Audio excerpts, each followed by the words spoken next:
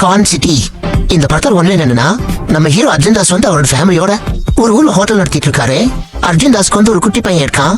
அவரோட பையனை டெய்லியும் அவர் தான் ஸ்கூலுக்கு கொண்டு போய் விடுவாரு. திரும்ப அவர் தான் அந்த பையனை கூட்டிட்டு வருவாரு. இப்படி ஒரு நாள் ஸ்கூல் முடிஞ்சதுக்கு அப்புறம் அந்த பையன் அர்ஜுன் தாஸ்க்காக வெயிட் பண்ணிட்டு இருக்கான். அர்ஜுன் தாஸ் ஸ்கூலுக்கு வரக்கு லேட் ஆயிடுது. இப்போ அர்ஜுன் தாஸ் ஸ்கூலுக்கு வந்து என்னோட பையன் எங்க அப்படின்னு கேக்குறாரு. ஸ்கூல்ல இருக்கிறவங்க என்ன சொல்றாங்கன்னா, பையனோட பெரியப்பான்னு சொல்லிட்டு ஒருத்தர் வந்து பையனை கூட்டிட்டு போயிட்டாரு அப்படின்னு சொல்றாங்க.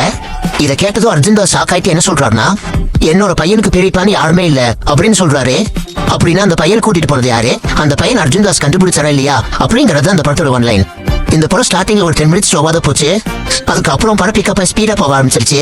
குறிப்பா சொல்லணும்னா இன்டர்வலுக்கு முன்னாடி ஒரு 30 மினிட்ஸ் படத்தை நல்லா இன்ட்ரெஸ்டாவே கொண்டு போயிருந்தாங்க. இன்டர்வலுக்கு அப்புறமும் படத்தை நல்லா இன்ட்ரெஸ்டா தான் கொண்டு போயிட்டு இருந்தாங்க.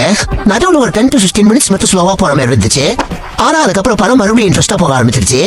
இந்த படத்தோட கிளைமேக்ஸ்ல ஒரு ட்விஸ்ட் வரும். அந்த ட்விஸ்ட் உண்மையிலேயே ரொம்ப சூப்பரா இருந்துச்சு. இந்த படத்துல நடிச்சிருந்த எல்லாரோட பெர்ஃபார்மன்ஸுமே நல்லா இருந்துச்சு. குறிப்பா சொல்லணும்னா அர்ஜுன் தாஸ், வடிவுக்கரசி, யோகி பாபு இவங்க எல்லாரோட பெர்ஃபார்மன்ஸுமே சூப்பரா இருந்துச்சு. ஐடியா நல்லா இருக்கு. யாரு டைரக்டர்? இவன் தானே. அப்ப ஹீரோ? அதுவும் இவன் தானே. ரெண்டுமே நீதான் பண்ணுவியா? லிரிக்ஸ் கூட எழுதுவாரு. ஓவரால் இந்த படம் எப்படி இருக்குன்னா, லவ், டிராமா, ஆக்ஷன், த்ரில்லர். இதையும் வச்சிருக்கா காமெடியா? அப்ப காமெடி வந்துருச்சு. அப்ப நம்ம சேனலே வீடியோ பிடிச்சிருந்தா சப்ஸ்கிரைப் பண்ணுங்க. இன்னும் நிறைய வீடியோஸ் போடுறதுக்கு ஒரு மோட்டிவேஷனா தான் இருக்கும்.